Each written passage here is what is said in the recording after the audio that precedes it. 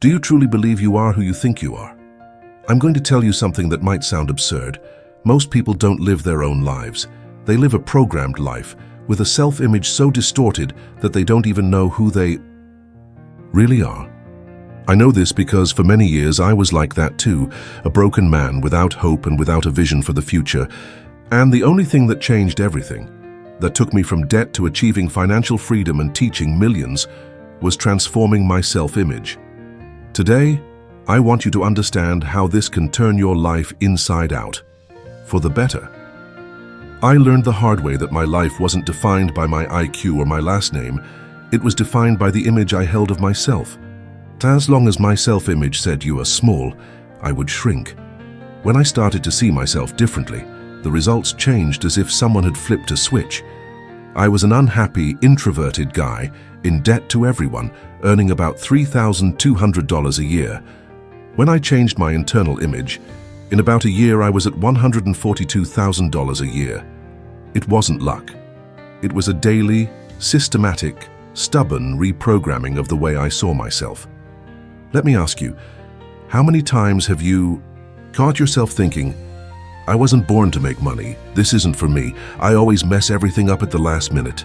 Have you ever felt that sinking feeling in your stomach before opening your banking app? Have you promised that you would save 10% of your salary and then you saw yourself putting another purchase on credit just this once? This isn't a lack of intelligence. It's your self-image pulling you back to the level it accepts as normal. The mind accepts this narrative and the body just executes. I lived this for years, until I decided I wouldn't play small anymore. When I understood that what's inside dictates what appears outside, I stopped chasing tricks and started building a new identity. I saw myself on stage, confident, teaching, talking to thousands of people, even when, at the time, I could barely speak in front of a group. I repeated this scene so many times that my nervous system started to accept it as familiar. One day, watching a great speaker, a mental record I'd listened to thousands of times, Earl Nightingale's voice, played. Again, we tend to minimize what we can do and overestimate others. In that instant I chose, I'm going to learn how to do this and I will do it well. This choice wasn't a cute thought, it was a new portrait of myself that I fed every day until it became a reality. Maybe you'll say, but Bob, reality is reality. The bills come. I agree, and that's exactly why you need a self-image that supports the reality you want to create. Money buys relief from many pains, and the lack of it increases emotional misery. There's research showing that low income is associated with worse emotional well-being, while life evaluation tends to grow with income. In other words, it's not just motivational talk. Reducing scarcity relieves real suffering, and building prosperity improves how you evaluate your life. The point is, you only sustain a new financial level when your internal identity matches that level. If deep down you are still the broke person, any gain becomes sand between your fingers. This is why so many people get better for a while and return to the same place. The self-image was not updated. Evidence summary: income and well-being have different relationships. Lack of money aggravates suffering.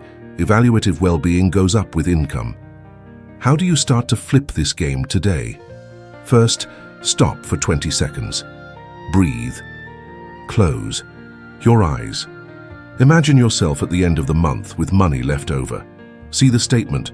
Visualize an automatic transfer to investments. Feel the relief in your chest. Open your eyes. Right now, by hand, not on your phone. 3 sentences in the present tense. I manage my money with clarity. I honor my commitments. I make money work for me. Put this card in your wallet. Every time fear rises, touch the card and read it out loud. This is not superstition, it's directed mental practice. There are meta-analyses showing that mental practice reliably improves performance, and that if-then plans, for example, if I get paid, then I'll transfer 10% on the same day, have a medium to large effect on making you follow through on what you've decided. You are teaching your brain to recognize the new route and to execute it without drama. Let's make this more concrete. Most common fears and objections. What if I run out? If-then plan. If the salary hits the account, then 10% goes to the reserve automatically before anything else. I lose control with the card. Strategic friction. If I want to buy something over X, then I wait 48 hours and review my budget. I can never say no to an expensive invitation. Identity before impulse. If I'm invited to something outside my plan, then I say, I don't do that now. I'm building freedom. This language detail matters. When you speak as who you are and not as something you will try to do, the chance of action goes up.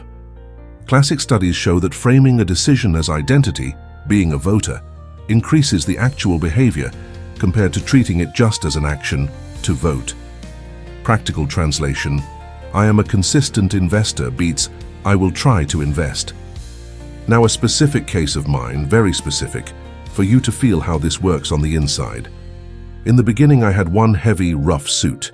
It was summer, it scratched my legs, and I still had to iron the same suit every night.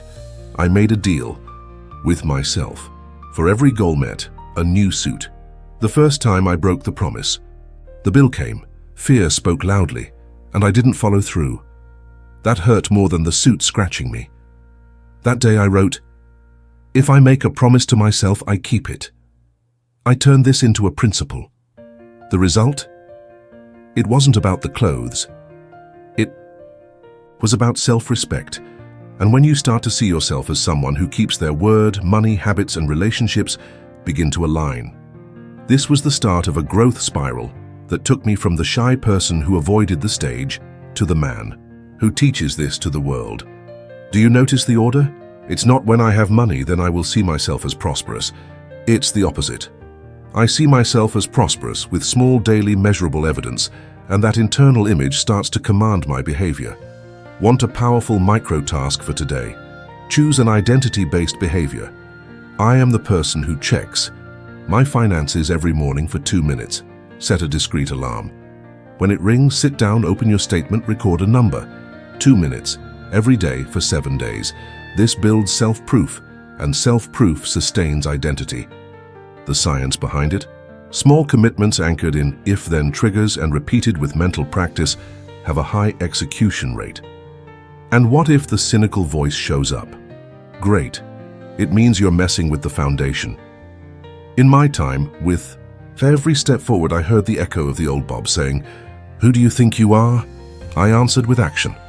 I reviewed my affirmation card, visualized my next engagement on stage, and took a not-so-glamorous step. A sales call, a repeated study, another hour polishing the content. Repetition isn't boredom, it's recording.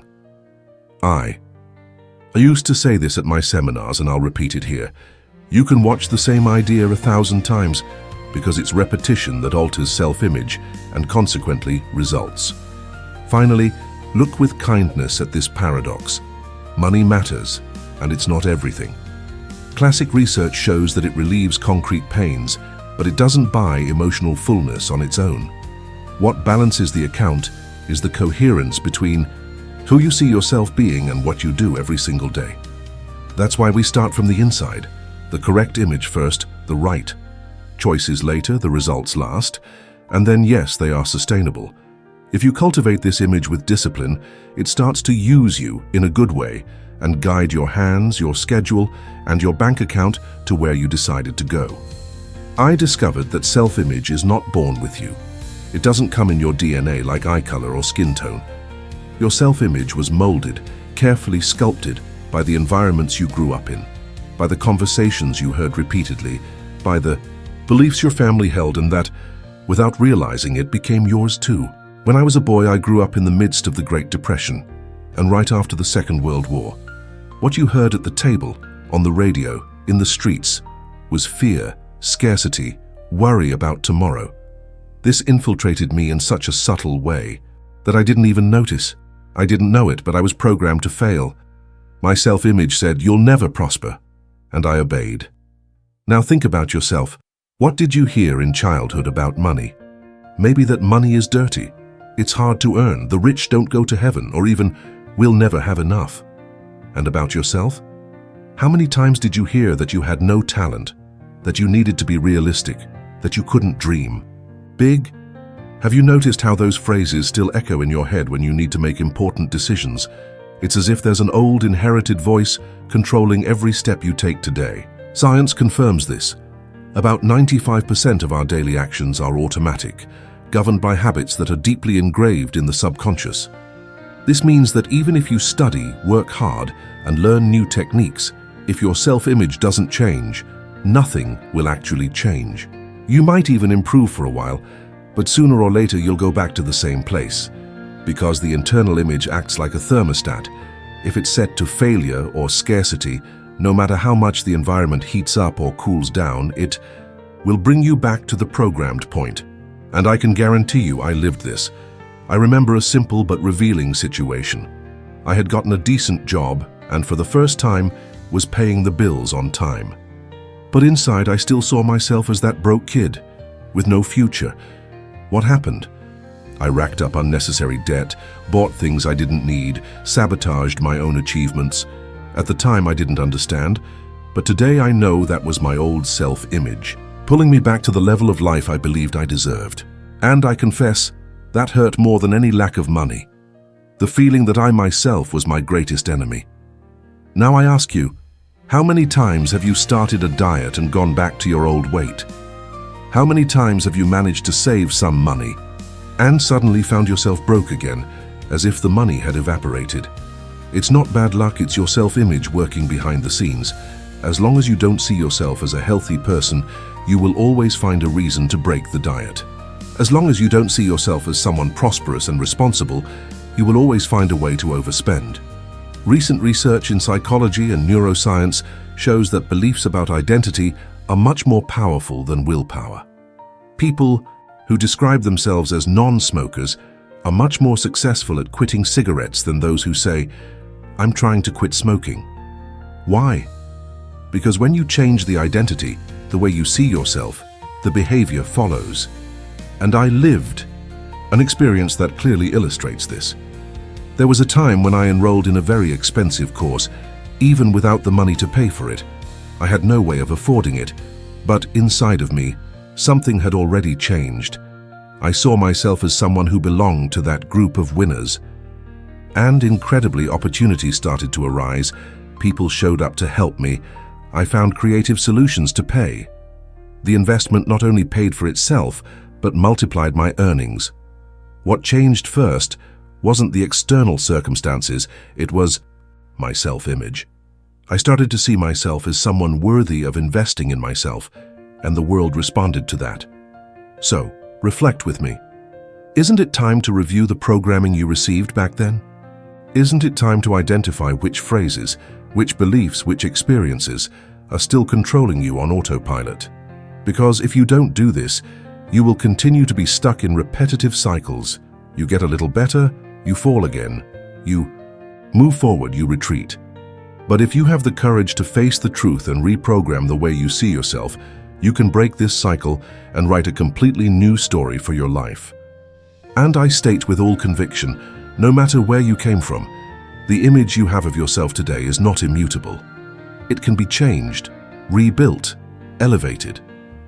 The big question is, are you willing to stop living the life that was programmed for you and start living the life you truly desire? I'm going to be direct with you. When the self-image doesn't change, life becomes a cycle of self-sabotage. No matter how many opportunities you receive, how many times you try again, you always end up returning to the same place. It's like trying to fill a leaky bucket. No matter how much water you put in, it will drain out. The self-image is the bottom of that bucket. If it's cracked, nothing holds. How many times have you seen someone win the lottery and, in a few years, become poor again? Or athletes and celebrities who achieve immense fortunes, but lose everything in a short time. This happens because inside, they still saw themselves as the same limited person as before. I think, for example, of Mike Tyson. He earned hundreds of millions of dollars, but ended up losing almost everything. Why? Because his self-image, shaped by the difficulties of childhood, by violence and chaos, never kept up with the size of the success he achieved. The money changed, the fame changed, but the internal image remained the same, and it pulled his life back down. Now tell me, is this not happening to you too in some area of your life? Maybe you've already managed to save money, but something always comes up to consume it all. Maybe you've gained a better relationship, but you unconsciously repeat the patterns that have already destroyed previous ones. Have you ever stopped to think if it's not your self-image silently sabotaging you? Science reinforces this. There is a so-called psychological set point, as if it were an internal thermostat. Researchers show that the mind tends to bring you back to the level of life it believes is yours. If your self-image says, "I am someone in debt," even if you pay off all your bills, you will find a way to create new debts. If it says, "I am not worthy of true love," even if someone amazing enters your life, you will end up ruining the relationship. I lived something like this up close. When I started to earn more money, my old self-image still told me that I was a failure, someone who didn't know how to handle responsibility. The result? I found myself buying useless things, overspending, sinking into debt again. It was painful to realize that the problem wasn't outside. It wasn't a lack of salary, it wasn't bad luck. It was inside me. The greater pain wasn't the debt, but the frustration of feeling that I was the one pulling the handbrake on my life. And I want you to think, how many times have you promised to change, sworn that next time will be different, and then returned to the old patterns? Have you noticed how this generates a feeling of powerlessness, almost as if you were condemned to repeat the same mistakes? This feeling is devastating, but it is also the clearest proof that change doesn't happen from the outside in, but from the inside out. I remember one specific night sitting at home looking at a pile of overdue bills. I had studied, worked, tried everything, but the question that echoed in my head was, why do I always return to the same point? The answer hit me like a punch, because I never changed the way I saw myself. I still saw myself as the same broken man, with no future, and that was the life I recreated, time and time again. It was painful to recognize this, but it was also liberating, because from there, I understood that the key was with me, and maybe you are at this point now. Maybe you are tired of promising and not following through, of starting and not finishing, of gaining and losing. But if there is a price for not changing, there is also a gigantic reward for those who decide to face the truth and rebuild their self-image. The price of not changing is the endless repetition of the same mistakes. The reward for changing is finally breaking this cycle and opening the doors to a life of prosperity, balance, and fulfillment. So I ask, how long will you pay the price of not changing? How long will you accept that your self-image decides your destiny? Because whether you want it or not, it's already deciding. The difference is, are you going to let it continue to sabotage you? Or are you going to take control and reprogram it to reflect the life you truly deserve? The liberating truth is that the self-image can be changed. I am living proof of that. When I understood that external results would always be a reflection of what I carried inside, I decided to create a new image of myself. It wasn't something that happened overnight. It was a conscious decision, repeated countless times, until it became part of who I was. I saw myself at first as a shy man, unable to speak in public, but I started to imagine myself standing in front of an audience, transmitting clarity and confidence. This scene was repeated so many times in my mind that my nervous system started to accept that as natural. And one day, without realizing it, that stopped being imagination and became reality. You might be asking yourself, but how do I start doing this, Bob? I'll tell you, start small but be consistent. Every morning when you get up, look yourself in the eyes in the mirror and declare, I am worthy, I am prosperous, I am capable of creating the life I desire. At first, this might sound false, uncomfortable, but that is proof that you are breaking the old programming. The subconscious resists because it doesn't recognize the new image, but if you persist, it will accept it. This is how change happens, through daily repetition and the emotion you put into these words. I myself used a curious method. I only had one worn-out suit, which barely endured the summer heat, scratching my legs. I made a deal with myself. For every goal achieved, I would buy a new one. On the first try, I failed. I didn't keep the promise I had made to myself. And that hurt more than any external failure. That's when I decided I would never again break a personal promise. Every time I said I'm going to do it, I did it. This built in me a self-respect that no amount of money could buy. And that respect became the foundation of my new self-image. Science proves what I lived. Researchers showed that visualization, practices combined with affirmations and consistent habits, reprogram brain connections. The brain doesn't differentiate what you intensely imagine from what you actually live. This means that when you mentally see yourself as someone prosperous, confident, capable, you are already training your nervous system to sustain that new identity. Studies also prove that small identity changes, like saying, "I am someone who takes care of my finances," significantly increase the chance of maintaining healthy financial habits. Maybe you'll say, "But what if I fail? What if I go back to the old pattern?" I answer, you will fail sometimes. I failed. But every time you go back to practicing, you will be reinforcing the new image. The transformation is not about never falling, but about getting up every time with the clear vision of who you want to be. Now I want to throw a challenge at you. For the next 7 days, commit to a simple exercise. Every morning, write 3 times on a card, "I am worthy of abundance. I am free. I am capable of achieving my dreams." Carry this card with you. Read it out loud when fear appears, when doubt hits, when you feel you are not enough. If you do this for just 1 week, you will notice a subtle but powerful change in the way you feel about life. Imagine applying this today. In common situations, you receive your salary. Instead of thinking it's barely going to be enough for the bills, you affirm, "I manage my money with clarity. I am responsible and prosperous." And you immediately set aside a small part to invest in yourself, no matter how small. This simple action creates evidence to sustain the new identity. Or when you are rejected in something, instead of seeing yourself as a failure, you affirm, "I am resilient. Every no gets me closer to yes." Little by little, your life will start to reflect this new way of seeing yourself.